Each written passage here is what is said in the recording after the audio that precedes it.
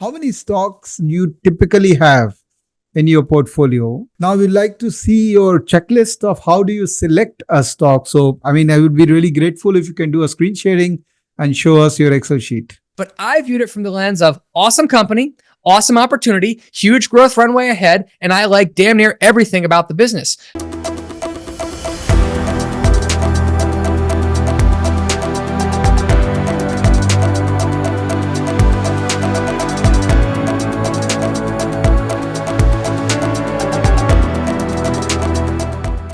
Hello everyone, welcome to Face2Face Global. Yes, this is a video where we are going to talk to a global expert of stock market. I used to record a lot of Face2Face Global videos and such an inspiring story. We have recorded people like Jack Schwager, we have recorded Mark Minervini and many more people who have very candidly shared with us their entire understanding, knowledge, wisdom of stock market. I thought it's time now to reconnect with few people again and try to get some people onboarded and share their learning with my Indian learners. So today we have one of the experts of market. If you're there on Twitter, you cannot neglect him. You will be able to see his post. A lot of his post is used as reference by other people. Apparently, he is a very serious market participant who also loves to share knowledge with public and large. So let me welcome for this face-to-face our guest for tonight, Brian. And we are all set for approximately 45 minutes of lovely interaction with you. Awesome. Hello, Brian. Hello. Good evening from India. How are you doing? Doing great, Vivek. Good morning from the East Coast of the United States. Lovely. I still want to go back to this point where you said that front load the research. Now, there are two kind of market, right? One is a bear market and another is a bull market. Now, the problem with bull market, like this kind of a market, where you identify any company and by the time you're done with your research, the stock has already gone up significantly. So how do you deal with that situation where you identify a company and the stock has gone up? Do you wait for that stock price to correct, or it doesn't matter? Even if the stock has gone up, you believe that it will still go up, so no point in waiting for the correction. So some of the best investments that I've ever made, were when I bought a stock that was trading at an all-time high. Let me say that again. I bought a stock that was trading at an all-time high, and that stock then went on to deliver huge returns from that all-time high. Now, I am a natural bargain hunter. Like, value investing is built into my bones. So I like to get a deal just as much as anybody does. So it was a very counterintuitive lesson for me to learn that you actually, when a stock has a history of outperforming the market, that is a positive sign. That's not a negative sign. That's a positive sign. And in fact, the inverse is also true. If a stock has if the returns are dramatically worse than the market over long periods of time, that's actually a negative sign for me. So your point about bull market or bear market, first off, I am a horrible market timer. I have very poor market timing skills. And by the way, so do I. I also believe so does everybody else. That is an investor. But I try and take market timing out of it by simply buying high quality companies at what I believe to be our reasonable valuations, and then hold those companies for a long period of time. And if I'm right about the company, and that company compounds its sales and profits for years and years to come, the initial starting valuation that I paid won't matter nearly as much as did I buy a great company. All right. So that's, could you, do we define that as a value investing or a momentum investing? Because value is typically when the things are available cheap. But here you are saying that even though the stock is all-time high and the valuation is high, you still buy. So am I right in making an assessment that's more of a momentum investing than the value investing? So if you force me to classify it, I would call it momentum investing, with the caveat being that I focus on business momentum, All right. not stock momentum. Those are two different things. They are often correlated. If you see a stock with momentum, that is usually correlated with business momentum. Look at NVIDIA over the last 18 months. Yeah. The stock price has been on an absolute tear. But if you look at the fundamental company underneath that, so is the company's sales, so are the company's margins, so are the company's profits. So I would be far more attracted to NVIDIA's business momentum than I would be to its stock momentum. But you can often find companies with business momentum if they have stock momentum. Absolutely amazing. And in fact, in India, I think we have so many stocks which are making all-time high in terms of price, in terms of sales, in terms of EBITDA. So you are saying that those are the companies to look out for a value, probably value rediscovery, right? Not just a value discovery, right? So it totally depends on, when you say look out for them, it totally depends on what type of investor you are. I am for the most part a buy and hold long-term growth investors. I like to identify companies that I think can grow at an above average rate for 5, 10, or 20 years, and I try and buy those companies as early in their journey as I possibly can. However, when I say early in their journey, I want them to be as low risk as possible from a business perspective, Okay. as early as possible. And the longer the growth runway that the company has against them, the less sensitive I am to valuation. The more constrained the company's growth trajectory, the more sensitive I am to valuation. So there are some loose rules or loose frameworks that you can put out there, but with any investment, it's always case specific. Yeah, that's true. So, I mean, talking about the case, can we take one case study where you invested, you identified the company early and you still hold it, or you have been building more positions in that company, justifying the model which you suggested right now? Sure. MasterCard. One of my favorite investments I've ever made was in MasterCard. I believe I started to invest in MasterCard in 2012, maybe 2013. And when I bought MasterCard, it checked almost every single box that I could possibly have in an investment.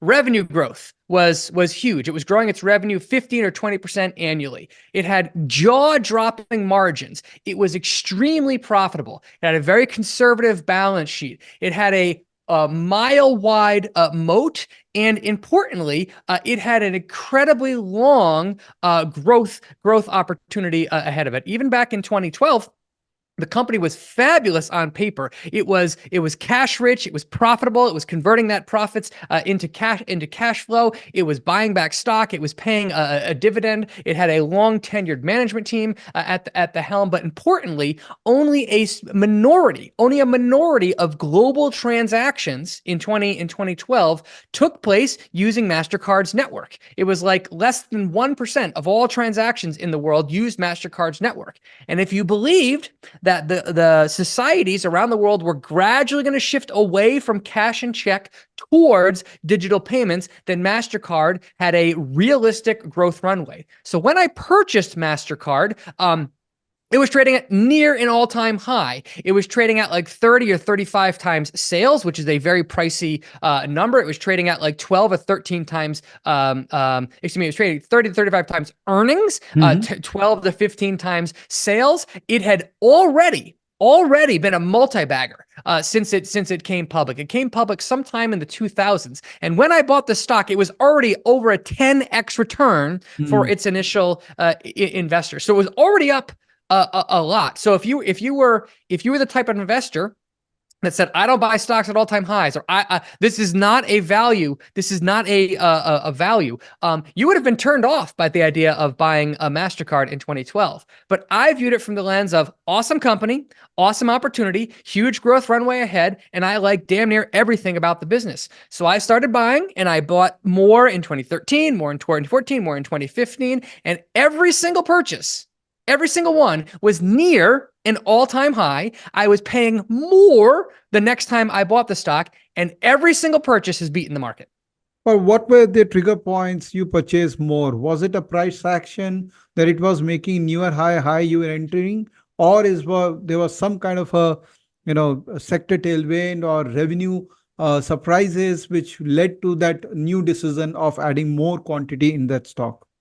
Yep, it was sheer out business performance. Okay. I bought the stock, I watched the stock, and not only was the company executing, it was executing better than I initially expected. So the thesis that I had for my initial purchase was proven to be correct. And when a business has a history of consistently outperforming its expectations, Yeah. that is a very strong sign that that company will continue to outperform its expectations moving forward. And those are rare businesses that not only has a great thesis in place, but the management team is executing against that thesis. That's really what you're paid for in the stock market. You're paid for execution, not the idea of execution, the actual execution. So companies that can actually execute well are rare. And to me, those are the ones that deserve more capital. Sure. That's great points. So when will you exit Mastercard? What signal you will get that now it's a time I should get out all my positions?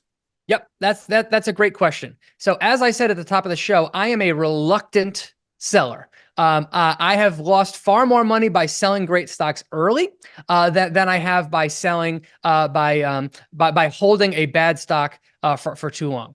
So even though I said all that, there are a number of reasons that I will sell. I actually have 10 reasons that I'll sell. I'll just tick through them real fast. Number one, most important reason to sell, I was wrong. All right. I had initial thesis, ABC is going to happen. The company give the company time to execute, and ABCD doesn't happen.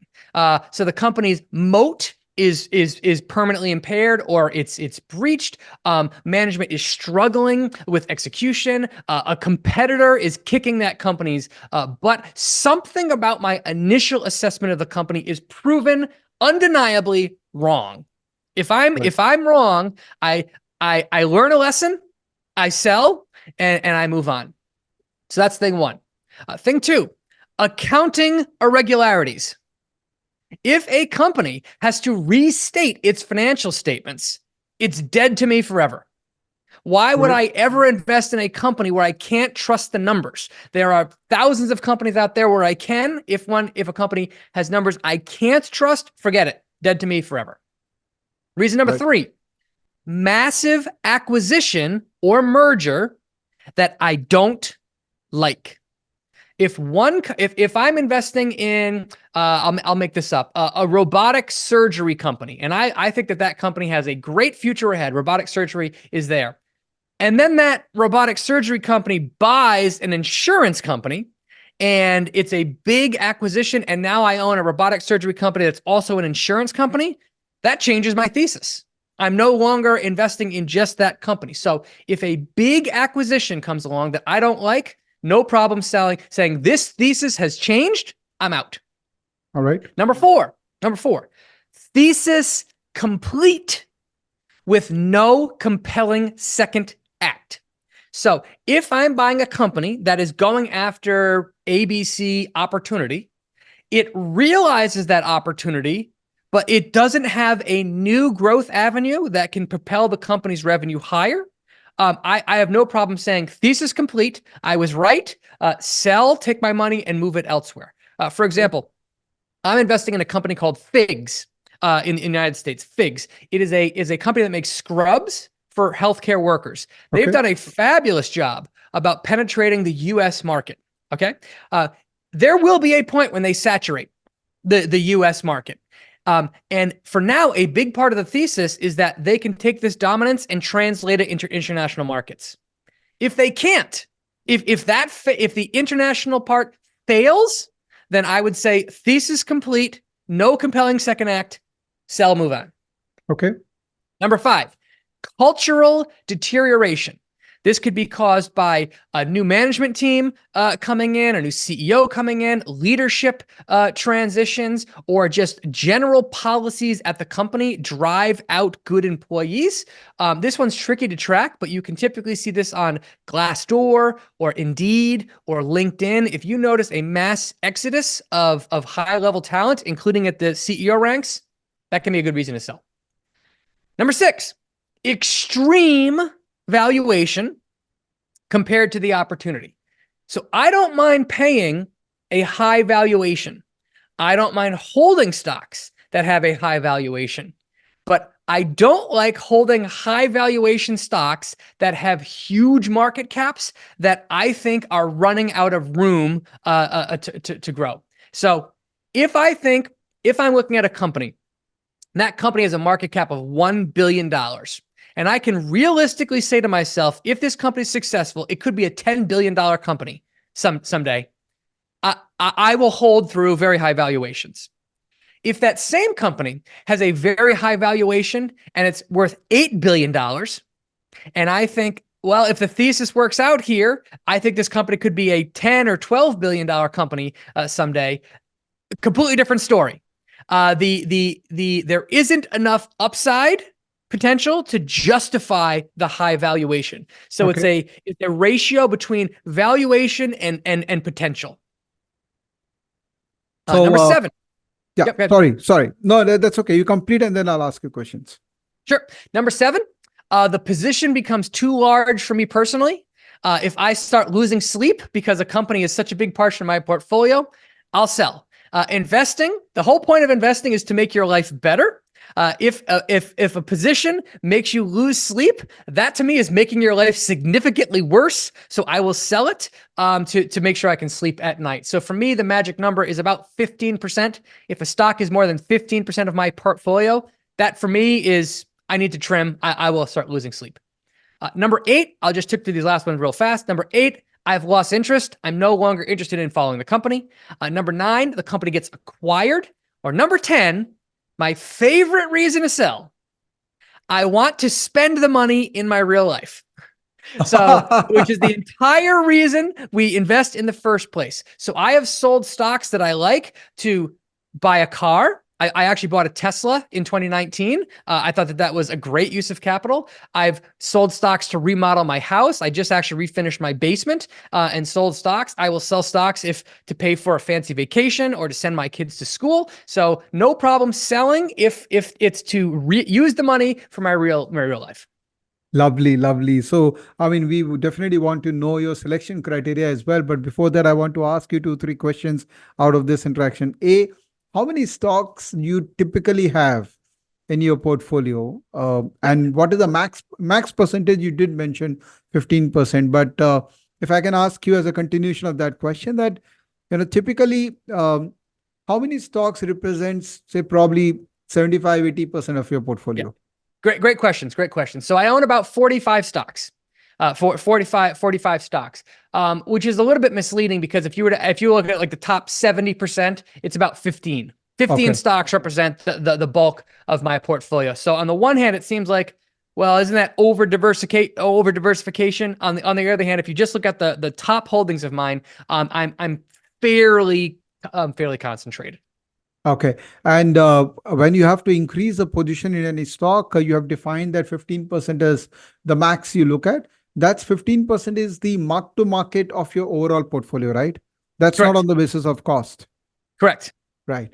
And when you think of exiting any stock or for your personal consumption purpose, like you mentioned you bought a car or a house, do you sell one stock or you try to liquidate all the stock in that proportion so that you realize the cash out of the entire portfolio? Great question. When I'm liquidating stock, I start with my losers. I start with my lowest performing, worst stocks. So I try very hard to not trim my winners. I try and let my winners run. Those companies earned their spot in my portfolio. But if I've held a stock for a couple years, if I'm iffy about the thesis, if the business has changed, if the management changed, but it's still in my portfolio, those are the first stocks I look to cut. To borrow a Peter Lynch a quote, I don't sell my winners. That's like cutting flowers, and I don't buy more of my losers. That's like watering my weeds. So when I'm looking to sell, I start with my weeds. All right, that's great. Now we'd like to see your checklist of how do you select a stock. So, I mean, I would be really grateful if you can do a screen sharing and show us your Excel sheet. Sure thing. So let me just point out why this checklist exists in the first place. Yeah. And then we'll go from there. So I had been buying and selling stocks for years, and I used to. Once you start getting into investing, the list of potential investments you can make becomes huge. It's not hard to find stock ideas. What's hard is to take that list of ideas and pare it down to stocks that actually own in your portfolio. And for years, I was trying to do that all in my head. I was trying to track what stocks were in my watch list and which one should be in my portfolio and do it all in my head. Finally, another investor that I respect said, maybe you should write this down. Maybe you should develop a system for yourself. So that's what I have done. So what I'm going to present or show you here is an overview of the system that I use to identify stocks. And in general, this system is I'm on version 3 of it, and so I've been refining it for a couple of years, and I've also gotten a lot of great feedback from other investors. So I put this out into the world, and they give me feedback on it. So yeah, I'll do a screen share of it. Can you see that okay? Yeah, we can see that. Okay. All right. So my system has a total of 100 points. I learned this lesson the hard way. Whenever you're developing a weighting system, you need to have a maximum number. You have to force a constraint on yourself. So the number that I chose was 100. So the best a company could possibly score on this checklist is 100, and the worst that they could score is -54. So right. that's my range. Okay. So there are a couple big categories that I focus on. First are the financial statements. Financial statements are a company's report card, and you can learn a lot about a business just by looking at its financial statements. So I allocate a total of 17 points out of 100 to the company's financial statements. And I want to know, first off, does the company have financial resilience? This is a look at its balance sheet. Is the company's balance sheet weak, average, or very strong? I give up to 5 points for that. Next, a company's gross margin. This is a percentage of gross profit of revenue that becomes gross profit. I like high gross margins. I prefer gross margins that are well over 50%. I own some companies with gross margins of 90% or more. Those are fabulous businesses in my opinion. So I like to see a high gross margin. Third, I look at returns on capital. This is the ratio. There are many different ways to judge this, but the ratio of what investors put into the company and what investors are getting out of the company. I want that ratio to be in the double digits. 15% returns on capital or more are something that I look for. Okay. Third, free cash flow. I want to see positive and fast-growing free cash flow. And fifth, is earnings per share, fast-growing earnings per share. So when combined, those are about 17 points out of my checklist. Now, these are the numbers that matter most to me financially. So strong balance sheet, high gross margin, high returns on capital, and then fast-growing free cash flow and earnings. So any questions about that? No, absolutely clear. Great. Next, the next category is what I call moat. Like this is Warren Buffett's competitive advantage. So the most you can score in this category is 20 points, 20 out of the 100. So it's a very important category to me. And I have a couple different categories that a company could develop a moat from. First would be a network effect or a product ecosystem.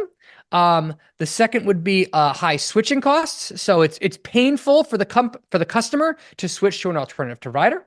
Okay. Third would be cost advantage. And that could be gained through just scale or distribution or vertical integration or a physical location. Intangibles is another category. This would be a company's brand or trade secrets or licenses. And then the final category is called counter positioning. This is a business model advantage that one company has over another. A real simple way to think about that is Netflix's business model was its key advantage in the beginning over its rival Blockbuster.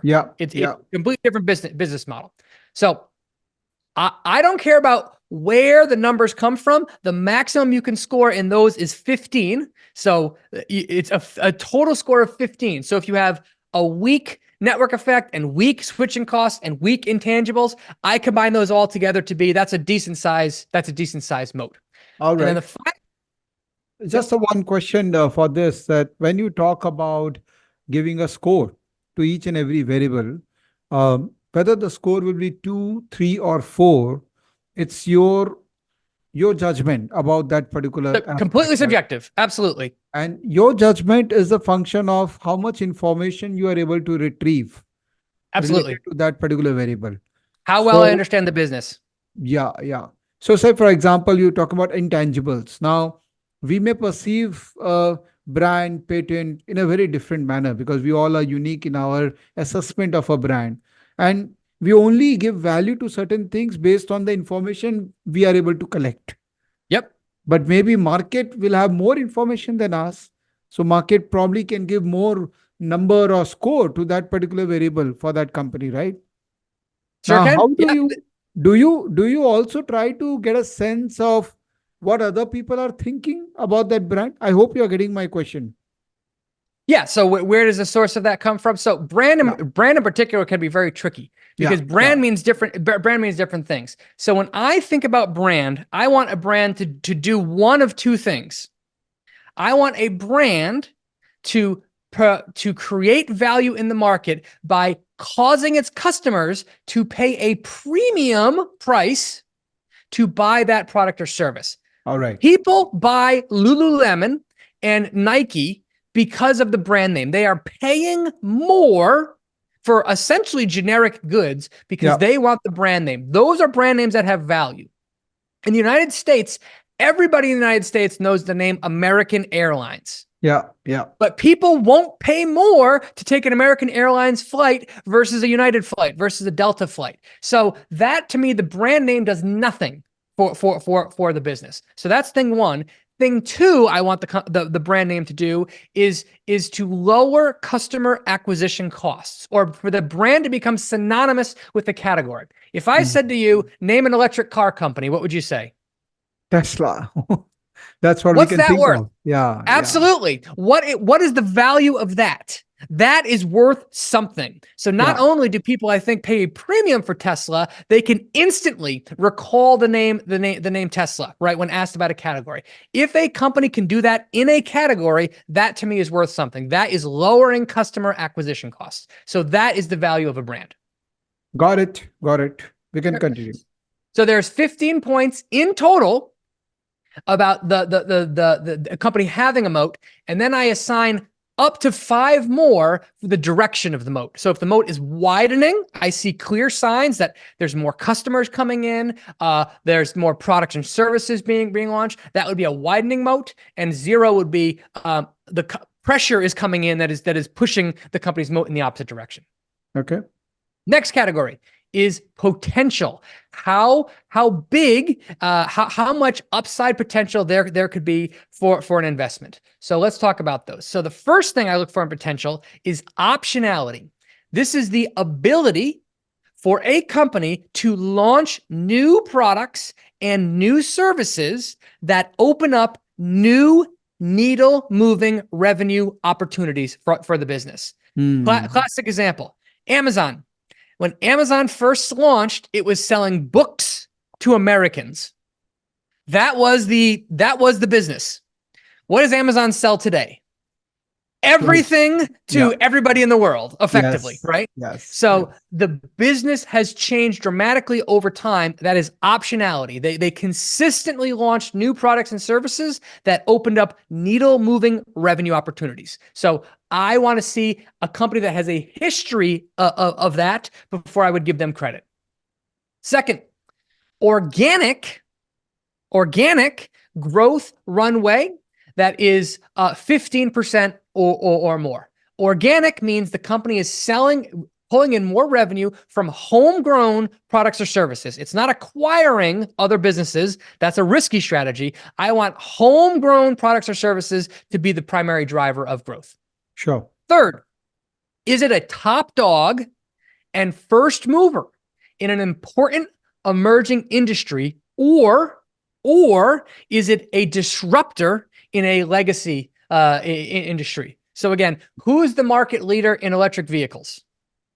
Tesla. Right? That's so true. Tesla is most certainly qualifies right here as a top dog and first mover. And then the final one is operating leverage. Operating leverage, if you're familiar with accounting, is the ability of a company to grow its revenue and profits faster than its profits faster than its revenue. That's right. If I want that operating leverage to be ahead of the business. When I look at the current numbers, I want them to be weak, but the opportunity for improvement, I don't want them to be very strong, and the opportunity is for them to weaken. So I want operation ahead of the business in the years ahead. Next, customers. The relationship between the company and its customers is very key. So two things I look at here. One, how does the company acquire customers? Best answer is word of mouth. The best companies spend nothing on marketing or nothing on sales and marketing, and they grow because customers are talking about it. That's amazing, right? The worst companies have to spend hundreds of millions or billions of dollars to acquire customers, and those customers are still reluctant to come. So how is the company acquiring customers? Is it word of mouth, or is it by spending heavily on sales and marketing? And then second is, what is the customer dependence? Once you've acquired a customer, is that customer buying from that company no matter what's happening in the economy? Or is the purchase very sensitive to what's happening with the economy, right? So we're buying toilet paper and water and food no matter what's happening in the economy. But are we buying fancy pants, or are we taking exclusive vacations? No, that's going to be very sensitive to what's happening in the economy. So I assign up to 5 points for each category. Okay. Next, company-specific factors, and this relates to revenue. Question number 1 is revenue recurring? Is the revenue that the company gets repeat purchase from a customer again and again and again? Or is it a one-time sale and then they don't see that customer for 5 years, right? So I just bought patio furniture. I just bought furniture for my patio. After I buy that patio furniture, do I need more patio furniture? No, I'm not going to buy from that company for like 10 or 20 years. But if I sign up for for internet service at my house, I'm paying that internet bill every single month. It's recurring repeat purchase revenue. So I value recurring revenue far higher than one-time revenue. And then second, this is another judgment call. Do I think that company has pricing power? Can that company increase prices and not lose customers? Increase prices at least at the inflation rate, ideally above the inflation rate. All right. Next category is management and culture. I want to know, who is the CEO and how long have they been with the company? Best possible answer is they're the founder. Worst possible answer is they just started the company a month ago, right? So how long has the CEO been? How long has the CEO been at the company? Extra points if you're a founder. 2, how much stock do insiders hold, specifically the CEO? I want to see high percentage ownership for small companies and high dollar amounts for large companies. So Tim Cook, for example, Tim Cook at Apple, he doesn't even own 1% of the stock, but he has a couple $100 million invested in Apple stock. So you can bet that he cares about the direction of Apple stock.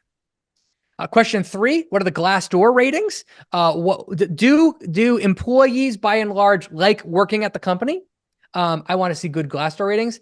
And then 4th, does the company have an identifiable mission statement, a mission statement that is easy to understand, that is very inspirational, and provides the company with lots of opportunity?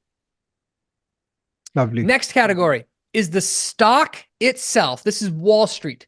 So question 1 is, has the company outperformed the market since it came public or over the last 5 years? Ideally both. So it's a positive sign if the company has already beaten the market or created value since inception. And it's a very negative sign if the company has lost to the market since it came public.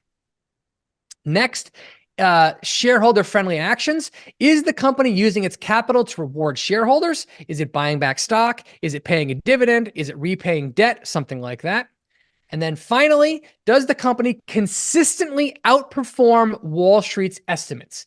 The more consistently outperformance it has, the better. The worse the outperformance, then that's negative points. So if a company gets a perfect score across all of those, they would get 100. I've never seen 100 before. And if the company gets the worst score possible, they get a 0. And what's the average most of your companies would be getting out of this 100? Average is about mid-60s. Mid-60s. Mid-60s. I typically won't even take a company through this process unless I think it's going to score a 60 or more. For me, I wouldn't even consider buying a stock unless it scored a 70 or more. And if a company scores 80 or more, that's when I get really excited. And is your position sizing also dependent upon the score? That's a great question. No, it's not. Okay. This following, and we're not done, by the way. This is just the positives. We have to get to the negatives. But this, my checklist is getting through the gate to get into my portfolio. Okay. Once the company gets into my portfolio, it's up to the company to earn its position. So this gets it in, but then the company has to execute if it wants, for it to become a higher position for me. Sure, got it. Yeah. All right, so we have our positives. Those are all the positive attributes. Now let's talk about the negatives. Now let's the things I'm going to describe are just purely subtracting points from the number. Number 1, accounting irregularities, right? If you have accounting problems, minus 10 points. That basically knocks you out of contention. Number 2, concentration risk. I don't like it when a company gets a significant amount of its revenue or its accounts receivable from a handful of customers. That to me is a big problem. So if a company has concentrated revenue, concentrated accounts receivable, concentrated marketing power, concentrated supply in in a handful of other businesses, I subtract 5 points. I don't like customer concentration. Number 3, is the industry the company is in being disrupted? If so, I subtract up to 5 points. Number 4, is the company dependent on outside forces, interest rates or commodity prices or a strong stock market in order for the company to succeed? If the answer is yes, minus 5 points. I don't like companies that sell gold or sell commodities because they're not in control of their pricing. Number 5, has the company lost to the market significantly since it came public? Okay. Number 6, is there a binary event like a legal ruling or losing patent protection up ahead? Number 7, is the company diluting shareholders excessively due to stock-based compensation? Number 8, is the company growing by acquisition? Number 9, does my head hurt when I'm reading the company's financial statements? Yeah, very nice. I don't like complicated financial statements. Number 10, are there any antitrust concerns? So is the company being called a monopoly by the government? Number 12 or 11, does this company have headquarter risk? So it's in a precarious part of the world. And the final one is their currency risk. Does the company get a significant amount of its revenue from outside the US? And that can cause fluctuations there. So the worst you can do on this score is minus 54. So I combine the positives and the negatives. That gives me a score. And then, and only then, do do I consider buying a stock after I've taken it through that checklist? Oh my God, this is so good. This is so cool. I think you have given literally your entire life experience in a form of an Excel sheet to all of us. Really appreciate Brian for doing this. The kind of education you are spreading, that your Twitter, your content around your Twitter is so amazing. I would request all my learners to start following Brian, because I mean this is really hard work what he has done. I mean, do you do this Excel sheet for all the companies you invest in? How long it typically takes to, how many hours it takes to kind of make a judgment on a particular company? The answer to your question is yes. I do it for every company that comes my portfolio, and it depends on how long. Depends on my current knowledge of the company, and how familiar I are. So I would say if you gave me any company, if you said here research this company, I would say at the bare minimum, it would take me 90 minutes to fill out that checklist. It wouldn't be a high confidence checklist because I didn't know the company well. But if you gave me a company that I knew well, that I was familiar with its products or services, and you gave me SEC filings, I could probably fill this checklist in an hour. In an hour?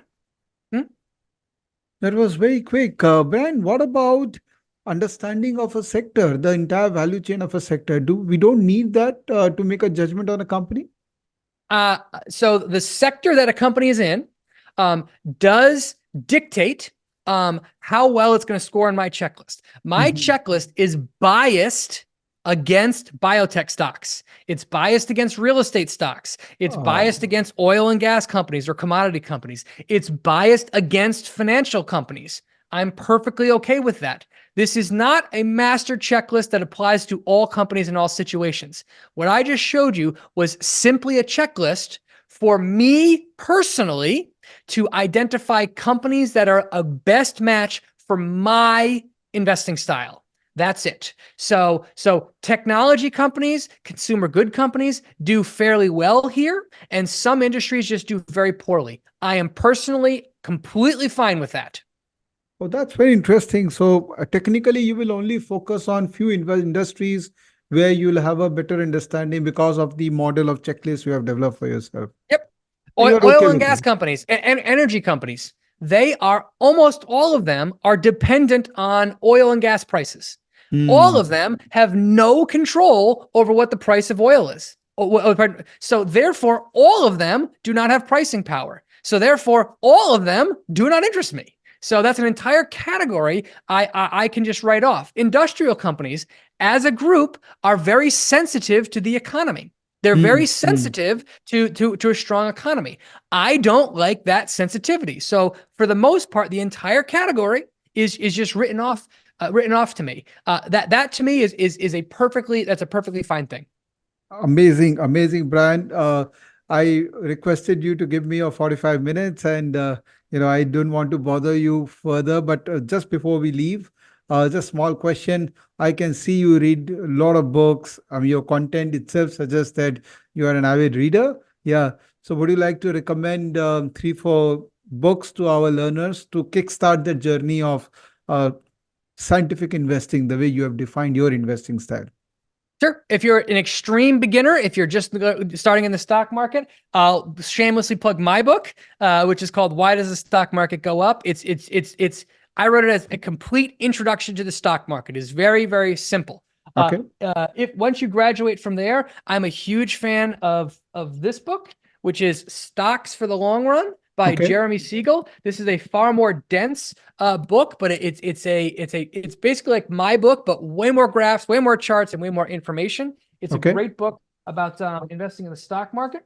If you're a growth stock investor, this book is fabulous. Investing for Growth by Terry Smith. Terry Smith is one of my favorite mutual fund managers in the world. He's somebody that I look at. And then if you're a 100 bagger, if you're looking for 100x returns, Christopher Meyer's book 100 Baggers is a fabulous read. Lovely. Thanks for sharing this list with us. And I'm sure some of us will take the effort of ordering these books and start reading. So, Brian, can't thank you enough for this amazing content. I think I've recorded many, but you gave a very, very objective way of dealing with this complex science of investing.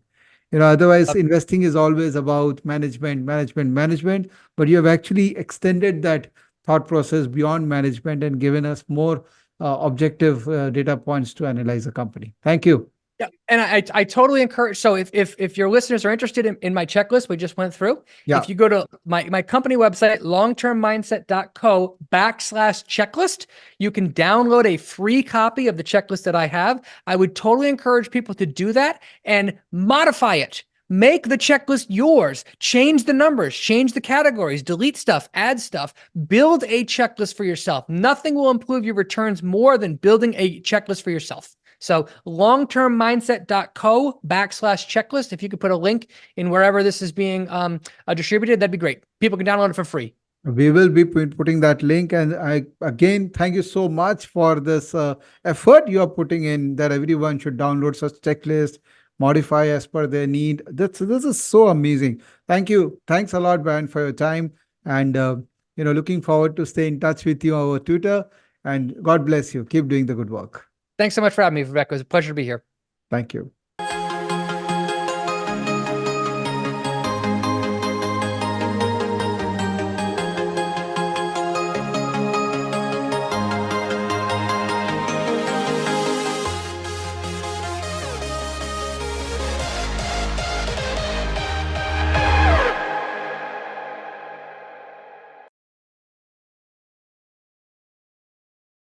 Investments in the securities market are subject to market risks. Read all the related documents carefully before investing.